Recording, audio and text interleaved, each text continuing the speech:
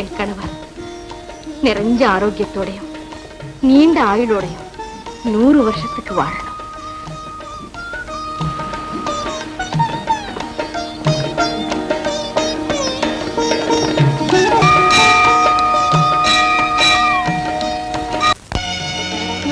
நிறைஞ்ச மஞ்சள் குங்குமத்தோட நெடுங்காலத்துக்கு நீ வாழணும்.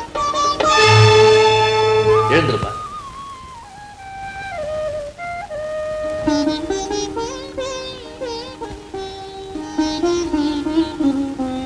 ஜனகி, ஏம்மா?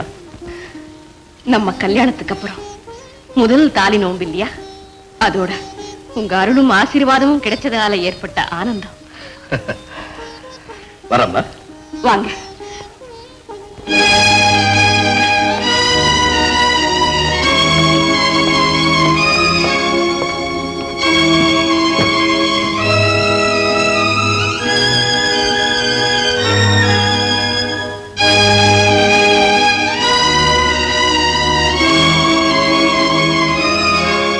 விஜயா,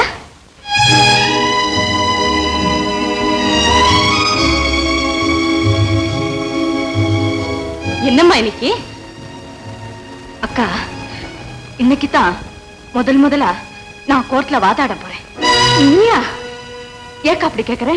அக்கா, முதல்ல நான் கோர்ட்ல வழக்காட போறதுக்கு முந்தி உன்கிட்ட வந்து ஆசீர்வாதம் வாங்கிட்டு தான் போவேன். அப்பதான் எடுப்புலயே எனக்கு வெற்றி கிடைக்கும்னு சொன்ன நீயா இன்னைக்கு என்கிட்ட ஒரு வார்த்தை கூட சொல்லாம பூனை மாதிரி நழுவி போறேன். ஏம்மா அப்படி? பரவாயில்லை, இன்னைக்கு மாங்கல்ய நோம்பு, நல்ல நாள். முதல்ல நீ எடுத்திருக்கிற இந்த வழக்குல நான் தோல்வி அடையணும்னு வேண்டிக்கக்கா. ஆமாக்கா, உண்மையா தான் சொல்றேன். ஏன் அப்படி சொல்ற? நீ எதையோ மறைக்கிற. உன் மனசை திறந்து உள்ளதை சொல்லு. நீ ஏன் தோல்வி அடையணும்? ஏன்? எனக்கு வெற்றி கிடைச்சா அதுல உன்னுடைய வேதனையும் துக்கமும் கண்ணீரும் அடங்கியிருக்கு. அக்கா, அம்மி மிதிச்சு அருந்ததி பார்த்து அக்னி சாட்சியா உன் கழுத்துல கட்டப்பட்டு 100 வயசுக்கு வாழணும்னு நீ நோம்பிருந்து வேண்டிக்கிட்ட உன்னுடைய மாங்கல்ய பலத்துக்கே சவால் விடுற வழக்க நான் எடுத்திருக்கேன்.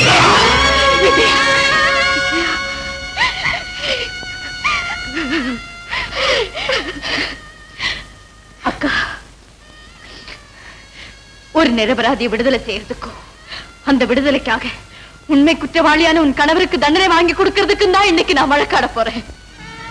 இப்ப சொல்லு, உன்னுடைய பூவையும் பொட்டையும் மஞ்சளையும் மாங்கையும் பறிக்கக்கூடிய இந்த வழக்கு நடத்த போற எனக்கு வெற்றி கிடைக்கணும்னு வாழ்த்து சொல்லு. உன்னால முடியுமா? சொல்லிக்க முடியுமா? முடியும். அக்கா, என் கணவர் ஒரு மனித தெய்வம். அந்த தெய்வம் கொலைகாரரா இருக்க முடியாதுங்கிற நம்பிக்கை எனக்கு இருக்கு. அதை உடைக்க ஆண்டவனால கூட முடியாது. விஜயா, இந்த வழக்குல நீ தோத்து போகணும்னு நான் வேண்டிக்கிட்டா பரிசுத்தமான என் தாலி பலத்துக்கு நீ கட்டின பந்தயத்துல நான் போயிட்டதா ஆயிடுண்டி. நான் நிறைஞ்ச மஞ்சள் குங்குமத்தோட இருக்கணும்னு என் கணவர் ஏன் நெத்தியில் இட்ட அதே குங்குமத்தால உன் நெத்தியில வெற்றி திலகம் விடுவேன். அக்கா, இல்லன்னா என் கணவர் நிரபராதி இல்ல, குற்றவாளிதான், கொலைகாரர் தான் நிச்சயம் ஆயிடுண்டி. நில்லடி.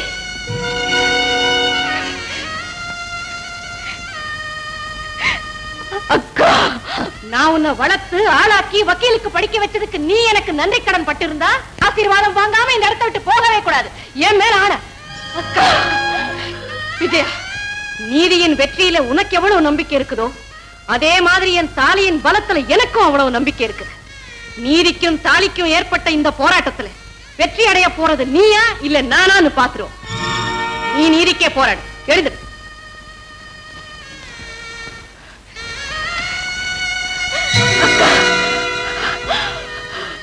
அன்னைக்கு உன்கிட்ட சொன்னபடி இன்னைக்கு நானும் கோர்ட்டுக்கு வந்து என் கணவருக்கே எதிரா நீ வாதாடுற அந்த கண்கொள்ளா காட்சியை பார்த்து நான் பூரிச்சு போக போறேன். நீ புறப்படு.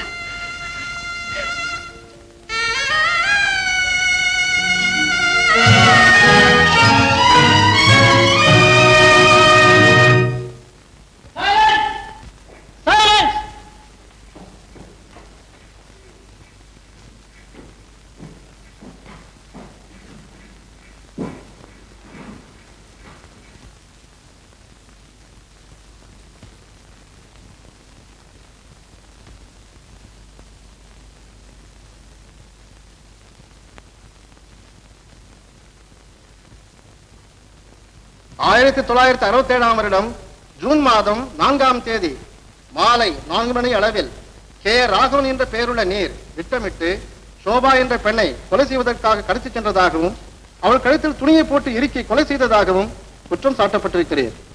ஈபிகோ 364, 302 ஆகிய செக்ஷன் படி தண்டிக்கக்கூடிய குற்றம் செய்திருக்கிறீர். மிஸ்டர் ராகவன், உங்கள் மீது சுமத்தப்பட்டிருக்கும் இந்த குற்றச்சாட்டிற்கு நீங்கள் என்ன பதில் சொல்லுகிறீர்கள்? கனம் நீதிபதி அவர்களே, நான் நிரபராதி. மிஸ்டர் பிராசிக்யூட்டர், நீங்கள் வழக்கை ஆரம்பிக்கலாம்.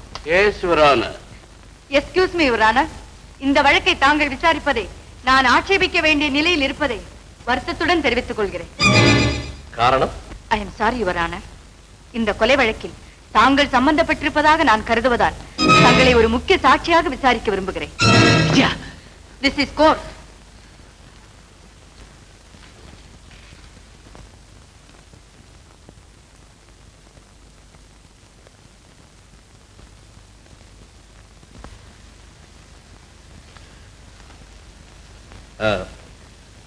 நான் சாட்சியாக மாறி இந்த வழக்கை வேறு நீதிபதி விசாரிக்க வேண்டும் என்றால் அதற்கு மேல் கோர்ட்டின் உத்தரவு பெற வேண்டும் என்பது உங்களுக்கு தெரியுமல்லவா?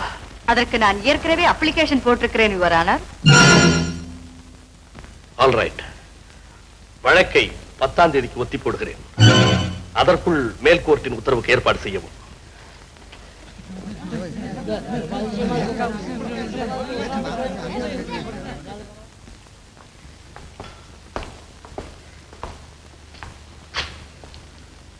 ஜானகி, விஜயவல்ல,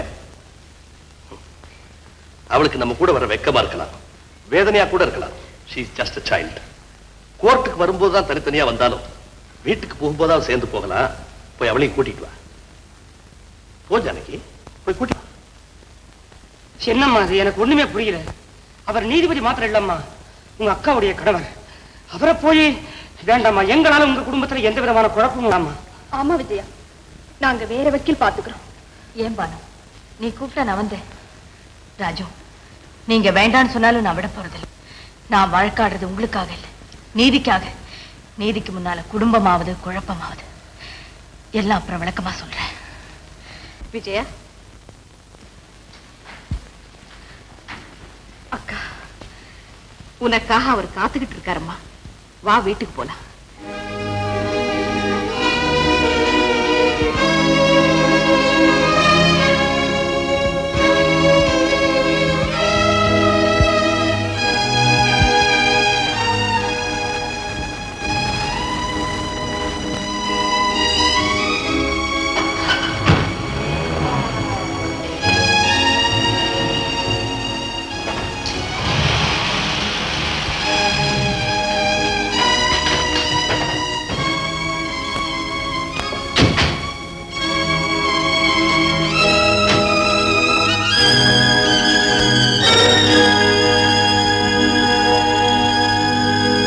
நான் வக்கீலாக இருந்த பொழுது ஒரு வழக்கு சம்பந்தமாக என்னிடம் அவர் வந்திருக்கிறார். அதிலிருந்து உங்கள் இருவருக்கும் தொடர்பு ஏற்பட்டு விட்டது இல்லையா? அது மட்டுமல்ல, ஆஷாவின் தங்கை சோபாவையும் நீங்கள் விரும்பி நாடினீர்கள். அப்ஜெக்ஷன் யுவர் ஆனர், இந்த வழக்கு மிஸ்டர் ராகவனை பற்றியதா அல்லது மிஸ்டர் சுந்தரத்தை பற்றியதா? இதற்கும் அதற்கும் என்ன சம்பந்தம் இருக்கிறது யுவர் ஆனர்? மிஸ்டர் ராகவன் குற்றவாளி அல்ல என்று நான் பின்னால் நிரூபிக்கப் போவதற்கு இந்த விசாரணை உதவி செய்யும் என்று நம்புகிறேன். Objection overruled. Yes, proceed. Mister Sundaram, உங்களுடைய தொந்தரவு பொறுக்க முடியாத சோபா உங்களை காட்டிக் கொடுத்து விடுவதாக மிரட்டினாள். அவள் இருப்பது ஆபத்து என்று நினைத்த நீங்கள் அவளை தீர்த்து கட்டிவிட முடிவு செய்தீர்கள்.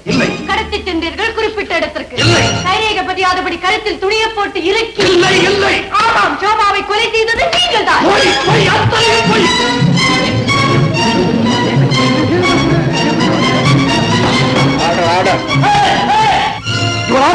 இது கட்டுக்கதை, கற்பனை.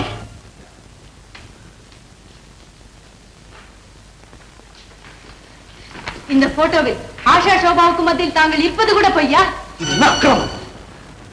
யுவர் ஆனர், இந்த போட்டோவை தாங்கள் பார்க்கும்படி கேட்டுக்கொள்கிறேன்.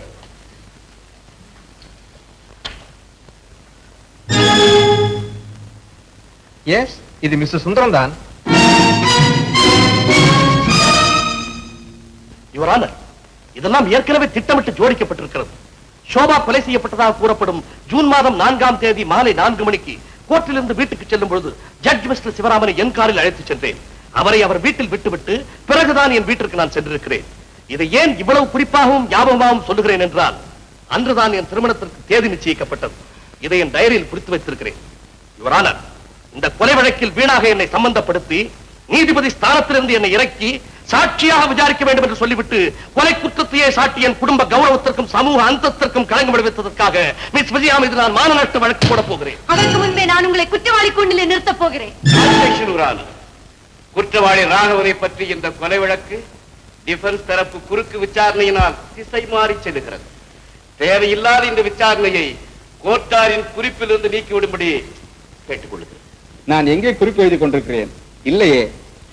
மிஸ் விஜயா, குற்றம் சாட்டப்பட்டவரின் சார்பில் குறுக்கு விசாரணை செய்யும் உரிமையை நீங்கள் குதர்க்கமாகவும் தவறாகவும் பயன்படுத்துவதை நான் அனுமதிக்க முடியாது. இந்த வழக்கு சம்பந்தப்பட்ட கேள்விகளை மட்டும்தான் நீங்கள் கேட்க வேண்டும். நோ நோ யுவர் ஆனர், நான் என்ன சொல்கிறேன் என்றால்,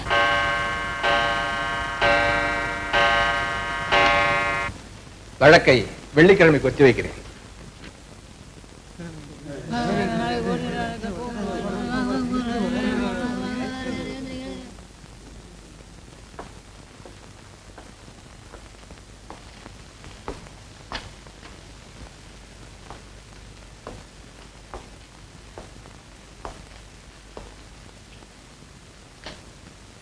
அண்ணா,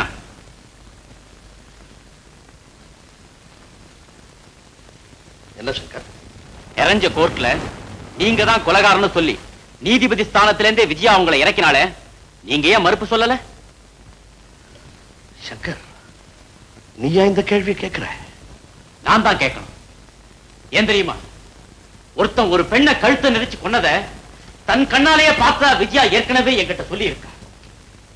கல்யாணத்து அன்னைக்கு உங்களை பார்த்ததும் நீங்க தான் அந்த கொலைகாரன்னு சொல்லி கல்யாணத்தை நிறுத்த பார்த்தா. ஆனா அண்ணி அதுக்கு இடம் கொடுக்கல. நானும் அவருடைய வாயை அடைச்சிட்டேன். கல்யாணம் முடிஞ்சு இங்க வந்த அப்புறமும் கூட அவன் உங்களை கொலைகாரனா தான் நினைச்சா பார்த்தா. அதனாலதான் நீங்க கூட ஏன் ஒரு மாதிரியா இருக்கான்னு கேட்டீங்க. ஒரு பிரபல நீதிபதி, அதுவும் தன் உயிருக்குயான அக்காவுடைய கணவன் கூட பார்க்காம அவன் உங்க மேல கொலை குத்தத்தை பத்தி இருக்கா. அண்ணா, நாளுக்கு நாள் அவருடைய கை ஓங்குது. ஐ எம் சாரி, நான் உங்க மேல வச்சிருக்கிற நம்பிக்கை குறையுது. தம்பி,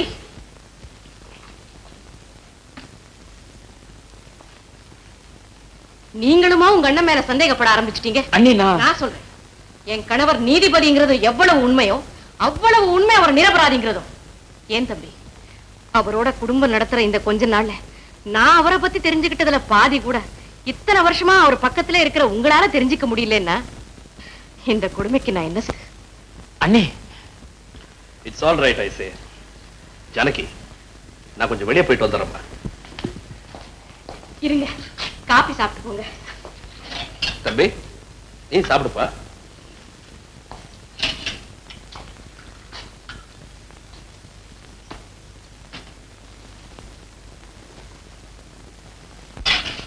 வர.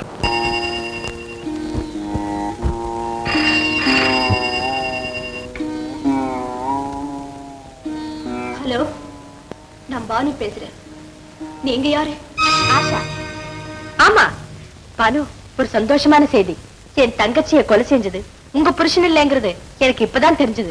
கடவுளே, நான் இப்பவே போய். அவசரப்படாதீங்க, இப்ப போய் சொன்னா யாரும் நம்ப மாட்டாங்க. ராத்திரி 8 மணிக்கு நீங்க என் வீட்டுக்கு வந்தா உண்மையான கொலைகாரனை பத்தி சகல விவரங்கள் அடங்கிய ரெக்கார்டுகளை உங்களுக்கு கொடுக்குறேன். மேற்கொண்டு என்ன செய்யலாங்கிறது நாம் 2 பேரும் நேர்ல பேசிக்குவோம். நீங்க மட்டும்தான் வரணும். ஜாக்கிரதை. ஆகட்டும். இந்த நேரம் பார்த்து அண்ணன் எங்கேயோ போயிடுச்சு. நான் என்ன செய்வேன்? மணி 6 தான் ஆகுது. ஐயோ, 8 மணி வரைக்கும் நான் எப்படி காத்துக்கிட்டு இருப்பேன்? சரி, இங்க இருக்கிறத விட அங்கேயே போய் காத்துக்கிட்டு இருக்கலாம்.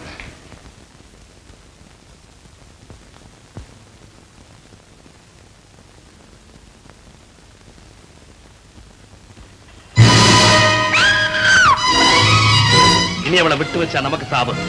முடிச்சோம்.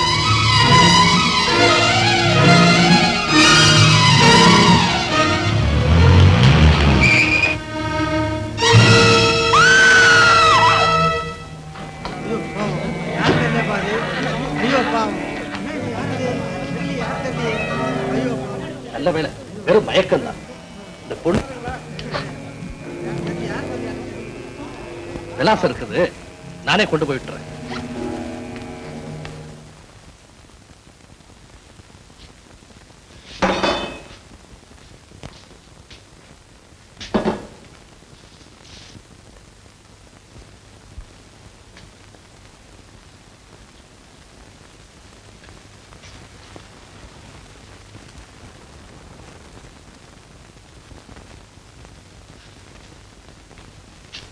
சார், வீட்டுல யாரு?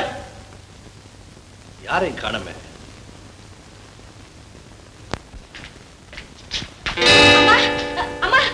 அம்மாவுக்கு என்னாச்சுங்க? தெருவில் வரும்போது திடீர்னு மயக்கம் போட்டு விழுந்துட்டாங்க. ஹேண்ட்பேக்ல இருந்த விலாஸ் சீட்டை பார்த்து நான் தான் இங்க கொண்டு வந்தேன். சாதாரண மயக்கம் தான், சீக்கிரம் தெரிஞ்சிடும். நான் வரேன். நீங்க யாருங்க? ஜட்ஜ் சுந்தரம். அம்மா,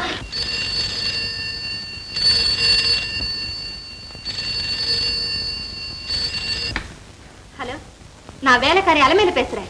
பானுவோட கேஸ் விஷயமா கொஞ்சம் பேச சொல்லுங்க. அவங்க மயக்கமா இருக்காங்க. அவங்க அண்ணன் கூட வீட்டுல இல்லைங்க. என்ன மயக்கமா இருக்காங்களா? இதோ வந்துட்டேன்.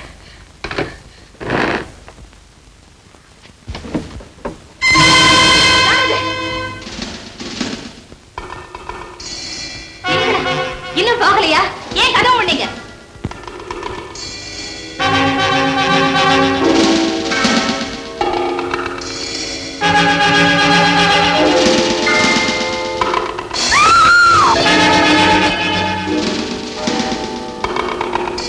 அட பாவி!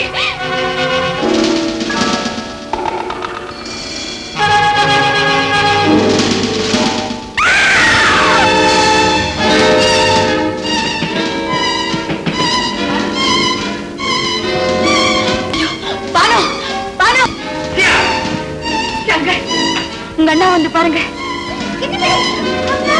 அண்ணா! அண்ணா! என்னடா இது? அண்ணா! அண்ணா! அண்ணா! அண்ணா!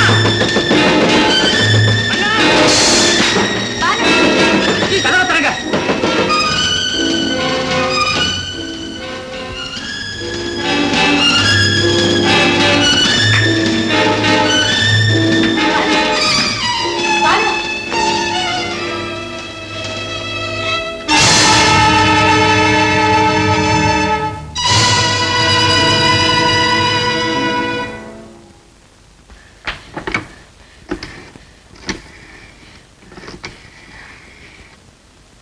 Hello hello, police ஸ்டேஷனா?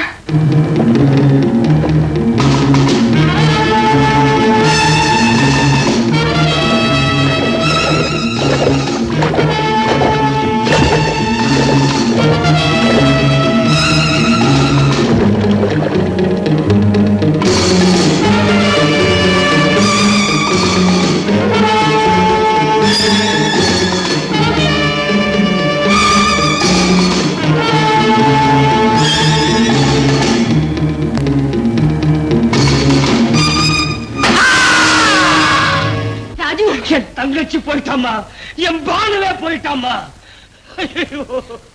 அழாத ராஜு, இனி அழுத என்ன பிரயோஜனம்? நான் இருந்து என்னமா பிரயோஜனம்? அவளுடைய புருஷன் நிரபராஜன் விடுதலையாகி அவ சந்தோஷமா இருக்கணும்னு நான் என்ன பாடுபட்டிருப்பேன். நம்ம சட்டப்படி அவன் குட்டாடி இல்ல நிரூபிக்கிறதுக்கு முன்னாடி என் தங்க தரையில சாஞ்சிருச்சேம்மா. என்ன பண்ண சொல்றேன்? பானுவோட உயிரை காப்பாற்ற முடியல. நானும் அவ கணவனையாவது காப்பாத்தி அவ ஆத்மாவுக்கு சாந்தி கொடுப்ப. ராஜு, எப்படிமா பண்ண சொல்றேன்? ராஜு, பானு அந்த பாவி கொலை செய்தப்போ நான் போட்டோ எடுத்திருக்கேன். அப்படியா? ஆமா, ஷோபாவை கொண்ட அதே ஆளுதான் பானுவையும் கொண்டா. அவன் அந்த போட்டோவில் இருக்கான். கும்பா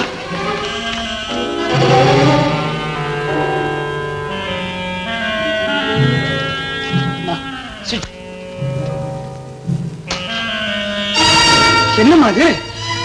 கொலகாரனோட முதுகுதான் தெரியுது, முகம் கொஞ்சம் கூட தெரியலையம்மா. கடவுளே, நான் போட்டோ எடுத்த நேரத்துல அவன் பின்பக்கமா திரும்பிட்டான். அதனாலதான் முதுகு மட்டும் விழுந்திருக்குது. மேற்கொண்டு பிளாஷ் அடிக்க முடியாம போயிடுச்சு. ஏமா பிலிம் தீந்து போயிருக்கு, கடைசி பிரேம் தான் இது. என்னம்மா நல்ல சந்தர்ப்பத்தை இப்படி கோட்டை விட்டியம்மா. கவலைப்படாத ராஜு, இந்த கொலையை சங்கர் கூட அவர் கண்ணால பாத்திருக்காரு. ராஜு, அப்படி இல்ல. ஏமா என் உருவம் உன் கண்ணுல தெரியுது. இதுல என்னமா ஆச்சரியம்? என் உருவம் கூட தான் உன் கண்ணுல தெரியுது. கண்ணே ஒரு கண்ணாடி தானே. அப்படின்னா பானுவோட கழுத்தை நெரிச்சு கொண்டப்போ எதிர இருந்த அந்த கொலைகாரனுடைய உருவம் அவ கண்ணுல பதிஞ்சிருக்கும்ல. சபாஷ். சுவிட்ச் ஆஃப் பண்ணு.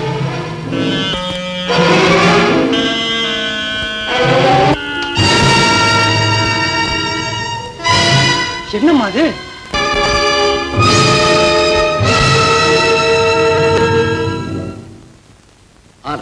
தக்க நடவடிக்கை எடுக்கப்படும். நீங்க போகலாம். Thank you sir. ரொம்ப பிரியமா சாப்பிடுவீங்களே. ஆமா, சாப்பிட்டு ரொம்ப நாளாச்சு இல்ல? சாப்பிடுங்க.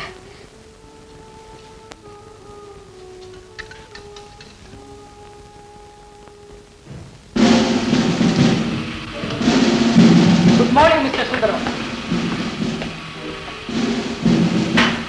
Mister Sundaram, I am very sorry. தர்ம சங்கடமான சூழ்நிலையில் என்னுடைய கடமையை நான் செய்ய வந்திருக்கிறேன்.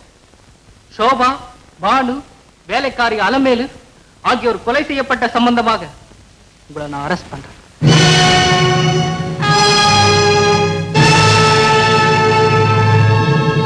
ஜானகி, தைரியமா இருமா.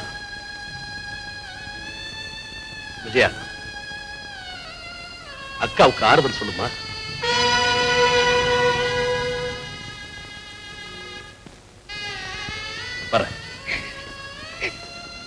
தயவு செய்து எனக்காக யாரும் ஜாமீன் கொடுக்க வேண்டாம்.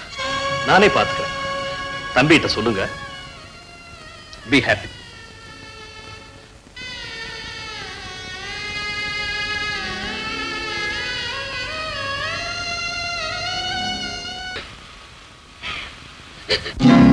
நீதி மறையானை நீதி வழி சென்றதம்மா, அங்கை நெஞ்ச பெருங்கோயில் நினைவிழந்து வாடம்மா. தங்கை சட்டத்தில் பாசம் தனை மறந்து ஏங்குதம்மா,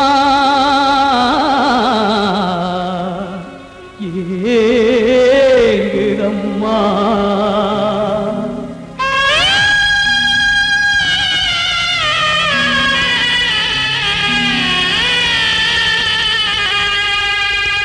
பாட்டோடு ராகம் இங்கே மோதுதம்மா, தாளம் பார்த்து கொண்டே இருந்து வாடுதம்மா, பார்த்து கொண்டே இருந்து வாடுதம்மா. பாட்டோடு ராகம் இங்கே மோதுதம்மா, மோதுதம்மா.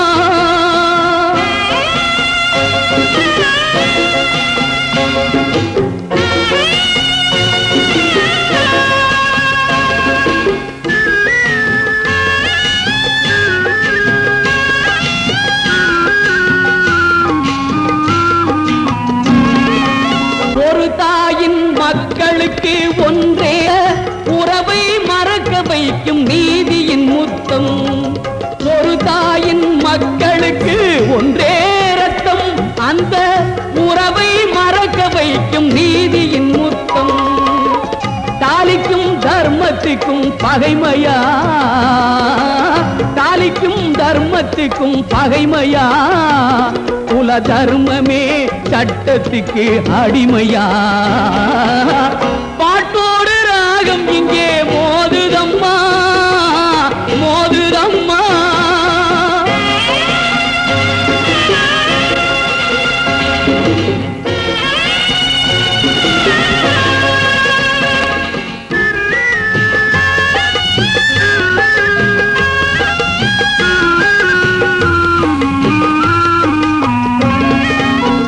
சம்சார கோவிலுக்கு அவனே தெய்வம், தங்கை தன்னோடு பிறந்ததனால் அவளே தெய்வம். சம்சார கோவிலுக்கு அவனே தெய்வம், தங்கை தன்னோடு பிறந்ததனால் அவளே தீபம். தீபமே தெய்வத்துடன் மோதுமா, தீபமே தெய்வத்துடன் மோதுமா, அது மோதினால் கோவில் உள்ளம் வாழுமா. பாட்டோடு ராகம் இங்கே மோதுதம்மா, தாளம் பார்த்து கொண்டே இருந்து வாடுதம்மா, பார்த்து பார்த்து கொண்டே இருந்து வாடுதம்மா, பார்த்து கொண்டே இருந்து வாடுதம்மா.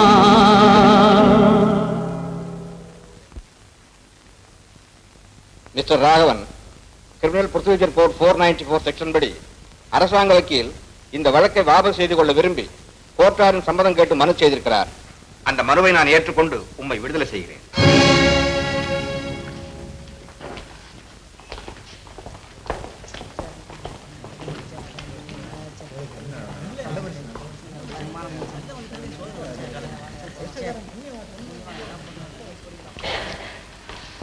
ரொம்ப நன்றிங்க. வாங்கப்பா.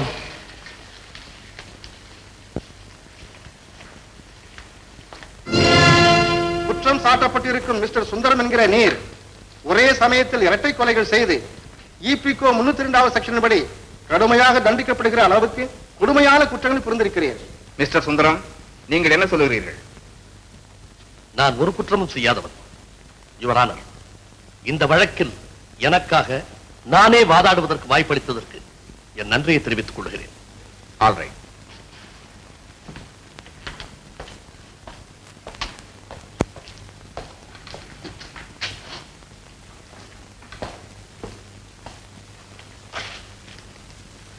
மிஸ் விஜயா, தோற்றத்தில் ஒரு மனிதனை போல் இன்னொரு மனிதன் இருக்கக்கூடும் அல்லவா?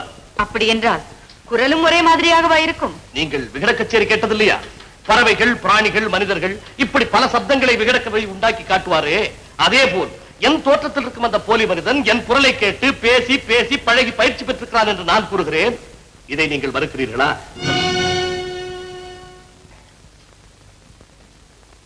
என்னை குற்றவாளி என்று கூறும் நீங்கள் என் வீட்டில் ஏன் தங்க வேண்டும்? நீங்கள் குற்றவாளிதான் என்று நிரூபிக்கவும் அதற்கு தகுந்த ஆதாரங்களை கண்டுபிடிப்பதற்காகவும் தான் நான் உங்கள் வீட்டில் தங்கினேன். ஓ, வெரி குட், வெரி குட்.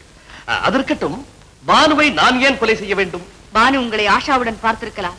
உங்களுக்கு எதிராக ஒரு சாட்சி ஆகி விடுவாள் என்று பயந்து அவளை நீங்கள் தீர்த்து கட்டி இருக்கலாம். ஏன்?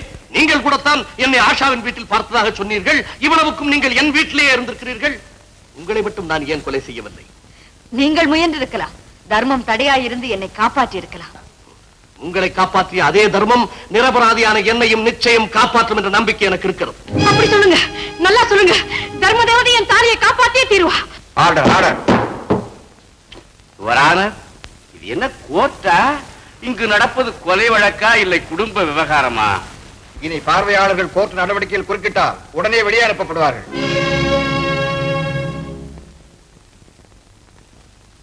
S, proceed. பானு கொலை செய்யப்பட்டதை சங்கரும் பார்த்ததாக சொன்னே, அவரும் ஒரு சாட்சி தானே? Excuse me your honour, mister சங்கருக்கு ஏற்கனவே கோர்ட் சம்மன் அனுப்பி இருக்கிறது. அவரை காணவில்லை, போலீஸ் தேடிக் கொண்டிருக்கிறது. என் தம்பியை காணவில்லையா? என்ன நடிக்கிறீர்கள்? நீங்கள் தப்பி ஓடிய போது உங்கள் தம்பி உங்களை பின்தொடரவில்லை? இல்லை, சங்கருக்கு ஏதோ ஆபத்து. என் தம்பியை காப்பாற்றுங்கள், சங்கரை காப்பாற்றுங்கள். அண்ணா, அண்ணா, தம்பி.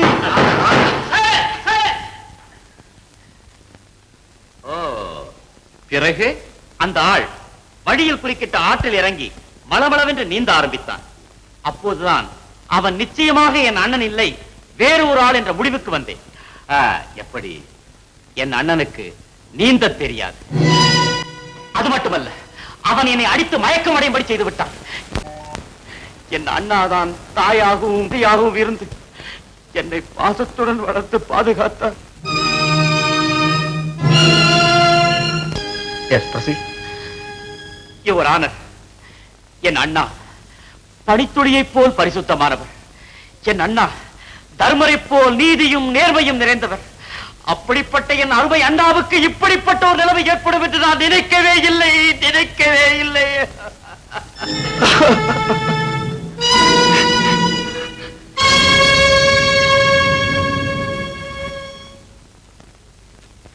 மிஸ்டர் சுந்தரத்துக்கும் உங்களுக்கும் என்ன சம்பந்தம்? நான் ஒரு ஆசை நாய்க்குங்க. மிஸ்டர் சுந்தரத்தோடு உங்களுக்கு எப்போது பழக்கம் ஏற்பட்டது?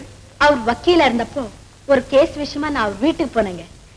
அப்படியே ரொம்ப நெருக்கமாயிடுச்சுங்க. All right. அப்படி இருந்தும் அவர் பத்தி ஆயிட்டாரு.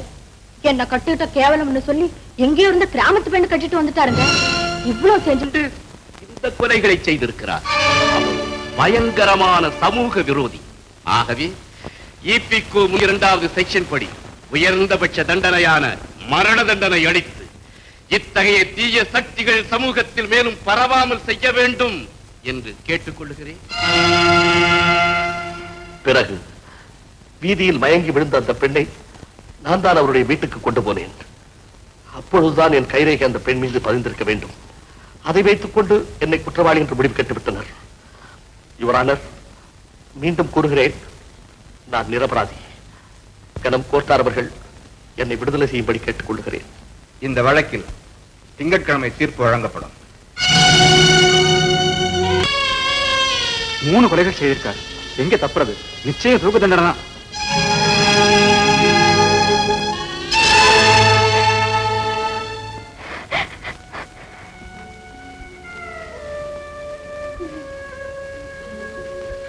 விஜயா,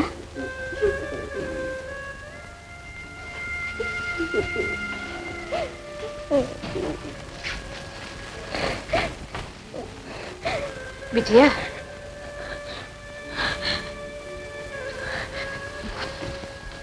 ஏம்மா? ஏன்?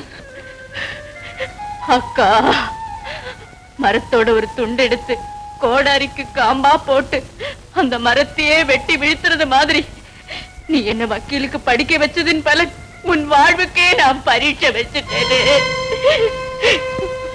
நீ இல்லம்மா, உனக்கு அப்பாற்பட்ட ஒரு சக்தி. அவன் போட்ட முடிச்ச யாராலையும் அவிழ்க்க முடியாது. என் கல்யாணத்தன்னைக்கு சொன்னேனே, எப்ப இருந்தாலும் உன் வாழ்வுக்கு ஆபத்து வரும்னு நினைச்சுதான் இந்த கல்யாணமே வேண்டான்னு நான் அப்பவே சொன்னேன்.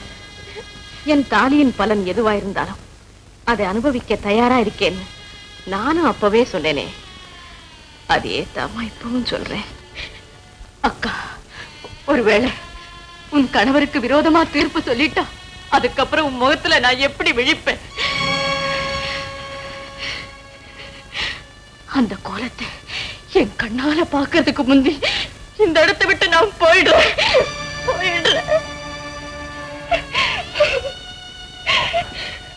பைத்தியம், உனக்கு நான் செய்ய வேண்டியது இன்னும் இருக்கு.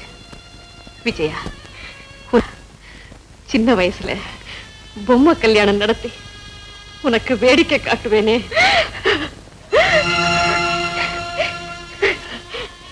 இப்போ நிஜமாவே உனக்கு ஒரு கல்யாணம் பண்ணி என் கண்ணால பாத்துறேன். அதுக்கப்புறம் நீ போ. இந்த நிலைமையிலயா என்ன கல்யாணம் பண்ணிக்க சொல்ற? இந்த நிலைமையில தாமா நான் உனக்கு கண்டிப்பா கல்யாணம் செய்து வைக்கணும்.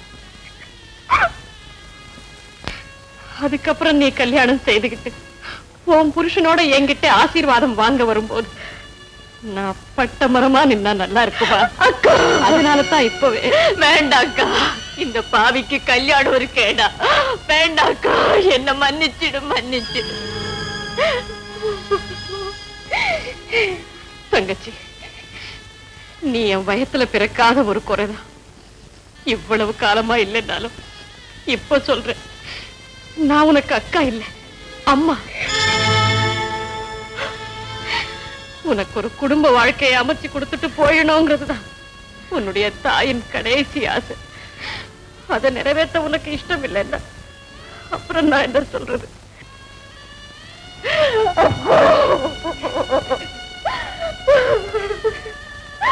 சங்கர் தம்பி வந்தது உடனே உங்க கல்யாணத்தை முடிச்சுக்கிறேன். அழாதேம்மா, இனி கண்ணீருக்கு அவசியம் இல்லை, அதனால எந்த பலனும் இல்லை.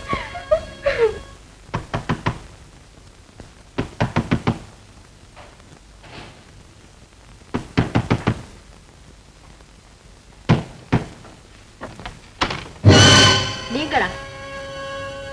உங்களுக்கு இங்க என்ன வேலை? உங்ககிட்ட மன்னிப்பு கேட்கறதுக்காக வந்தேன். எதுக்காக? உங்களுக்கு எங்க அண்ணனுக்கு இருந்த ரகசிய உறவு எனக்கு தெரியும். எங்க அண்ணனுக்கு நீச்சல் நல்லா தெரியுங்கிறது எனக்கு தெரிஞ்சிருந்தும் தெரியாதுன்னு கோர்ட்ல சொன்னேன். ஏன், எப்படியாவது எங்க அண்ணனை காப்பாத்திடலாங்கிற ஒரே ஆசை. கடைசியா இந்த முயற்சியிலேயாவது வெற்றி அடைவேன்னு நினைக்கிறேன். எந்த முயற்சி? எங்க அண்ணன் தூக்குல தொங்கி எங்க அண்ணி விதவி ஆனதுக்கு அப்புறம் எங்க வீட்டு பீரோவுல அவ்வளவு வைர நகைகளும் லட்சக்கணக்கான ரூபாய்களும் இருந்து என்ன பிரயோஜனம்? அந்த பணத்தை வச்சு எங்க அண்ணன் தப்பி வரத்துக்கு வேண்டிய ஏற்பாடுலாம் செய்யணும்னு முடிவு பண்ணிட்டேன். அப்படியா? உங்களை நான் இப்பதான் புரிஞ்சுக்கிட்டேன். நீங்களும் அந்த விஜயா மாதிரி நீதிக்காக உங்க அண்ணனையே தியாகம் பண்ணிடுவீங்களோன்னு நினைச்சு. நல்ல வேலை. இத பாருங்க, இப்ப சொல்றேன். உங்க அண்ணன் எனக்கு போட்டிருந்தாலாக்க பணம் எல்லாத்தையும் கொடுத்து இன்னைக்கு ராத்திரியே அவர் ஜெயிலையும் தப்புறதுக்கு ஏற்பாடு பண்ணிட்டேன். Very good. அது மட்டும் இல்ல, அவர் தப்பி வந்ததும் ஒரு தனி விமானத்துல எங்கேயாவது அயல்நாட்டுக்கு போறதுக்கும் திட்டம் போட்டிருக்கேன். அருமையான திட்டம். ஆனா விமானத்துக்கு சொந்தக்காரன் ₹1,00,000 கேக்குறான். அவளுக்கு நான் எங்க போவேன்? கவலைப்படாதீங்க. எங்க எஸ்டேட்ல இருந்து காப்பி வித்த பணம் ₹2,00,000 நேத்து தான் வந்திருக்கு. அவ்வளவையும் புது நோட்டா நான் பீரோல வச்சிருக்கேன். சாவி கூட என்கிட்ட தான் இருக்கு. அப்படின்னா நீங்க இப்பவே போய் ₹1,00,000 எடுத்துட்டு இங்கே வந்துருங்க. நீங்க வர்றதுக்குள்ள உங்க அண்ணனும் நானும் ரெடியா இருப்போம். ஒரு சின்ன உதவி செய்றீங்களா? என்ன? அண்ணி அண்ணனை பார்க்கணும் துடியா துடிச்சிட்டு இருக்காங்க. அவங்களையும் உங்க கூட அனுப்பி வைக்கட்டுமா? போயஸ், நீங்க சீக்கிரம் புறப்படுங்க.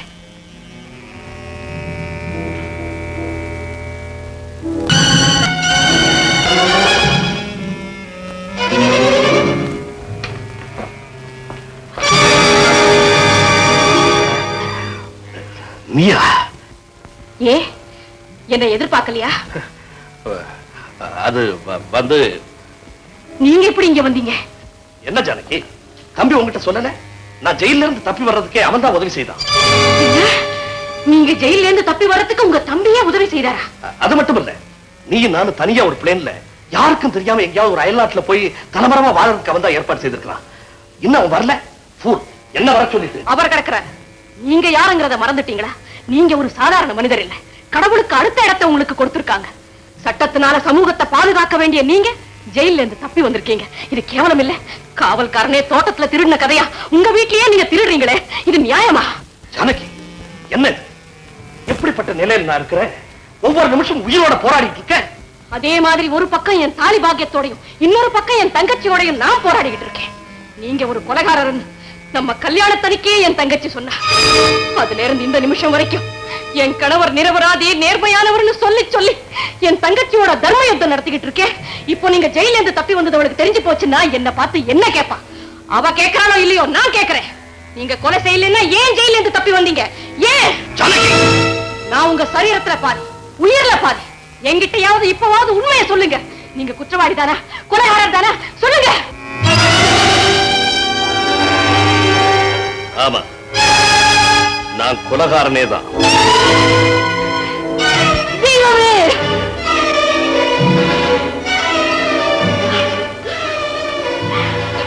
ஜானகி, கிட்ட வராதீங்க, வராதீங்க. நேரமாச்சு, புறப்படு.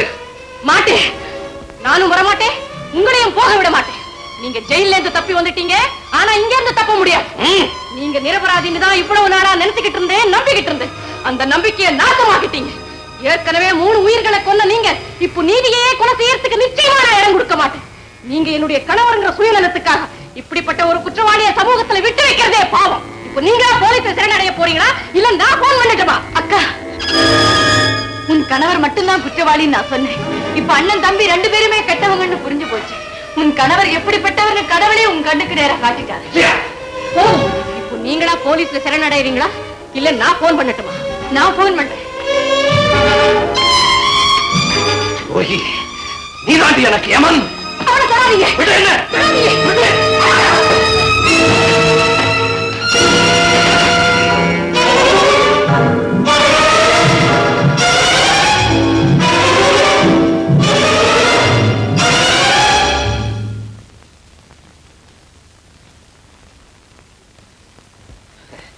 தம்பி, என்ன இப்படி எல்லா ஏற்பாடையும் பண்ணிட்டு லேட்டா வர்ற?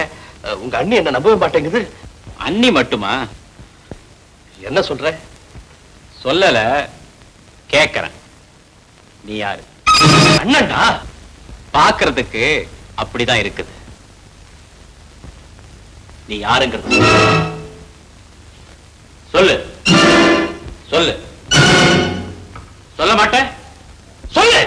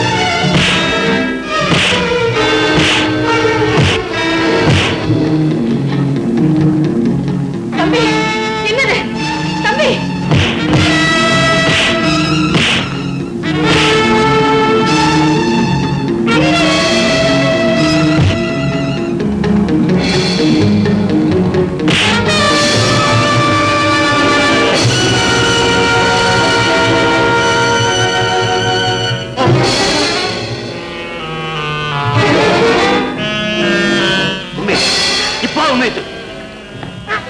அண்ணி விஜயா, இவன் அண்ணன் இல்ல. டேய், உண்மையை சொல்லு, நீ யாரா? டேய், மிஸ்டர் சங்கர், வாங்க சார். நல்ல நேரத்துக்கு வந்தீங்க. நெருப்பு கண்ணைய சங்கர், கையில் இருக்கிற கிளவுஸ் எடு.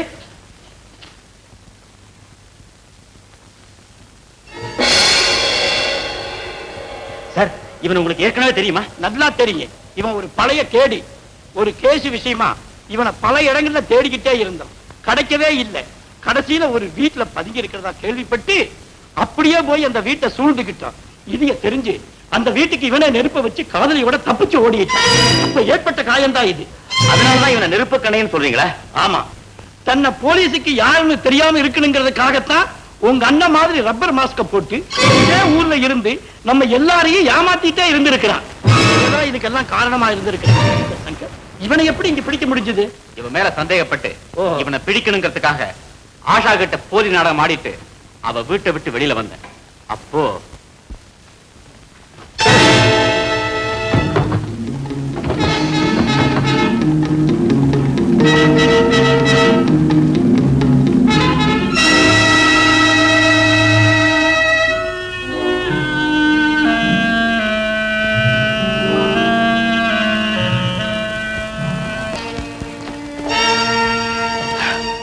நீ போய்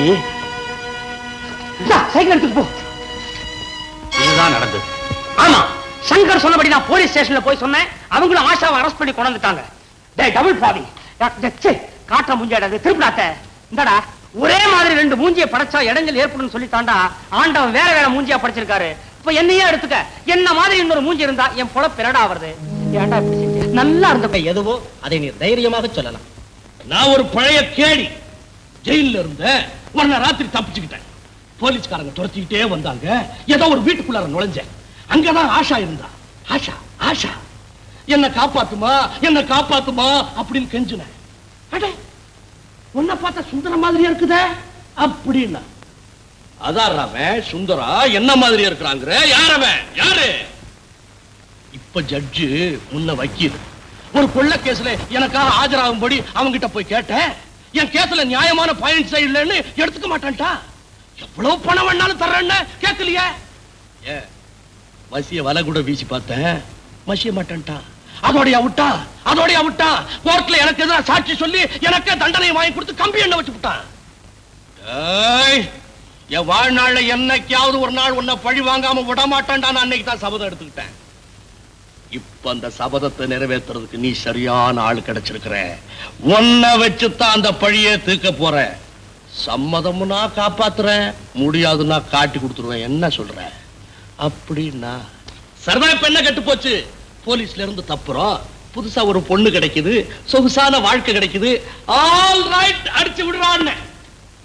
அந்த சுந்தரத்துக்கு என்ன மாதிரியே முகத்துல நெருப்பு காயம் உண்டான்னு கேட்டேன். இந்தாண்டா, நீ அதை பத்தி எல்லாம் கவலைப்படுற, அதெல்லாம் நான் சமாளிச்சுக்கிறேன்னு சொல்லிட்டா.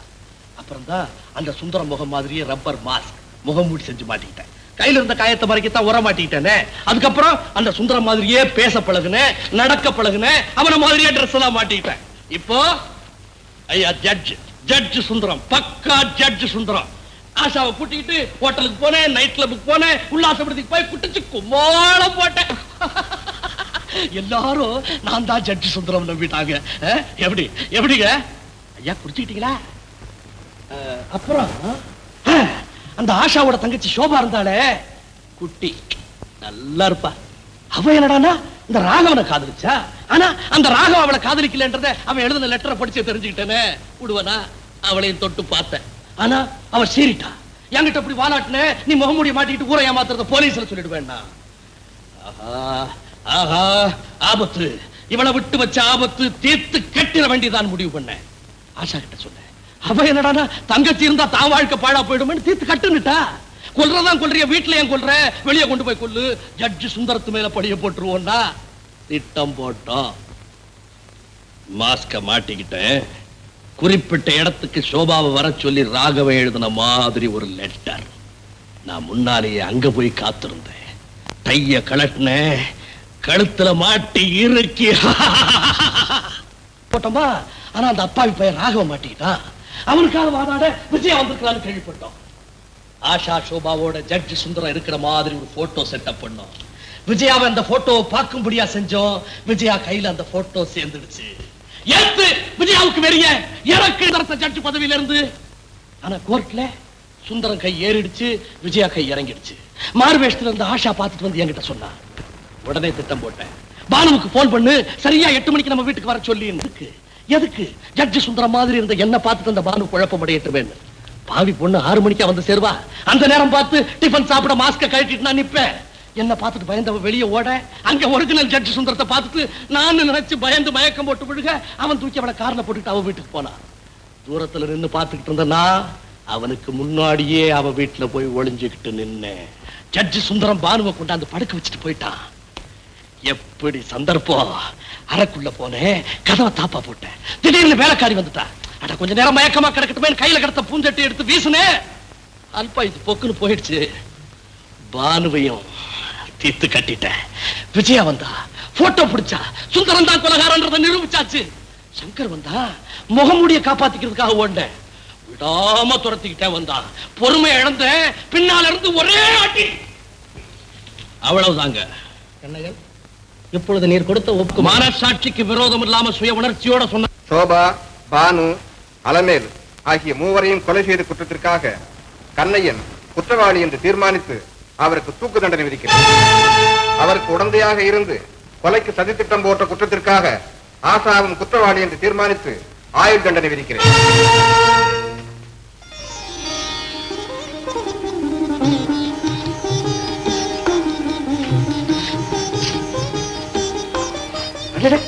கலங்க உண்டு பண்ணிக்கிட்டு இருந்த நெருப்பு கண்ணையரை பிடிச்சிருக்க முடியுமா? நான் தான் உனக்கு நன்றி சொல்லணும். தேங்க்யூ, ரொம்ப நன்றிமா.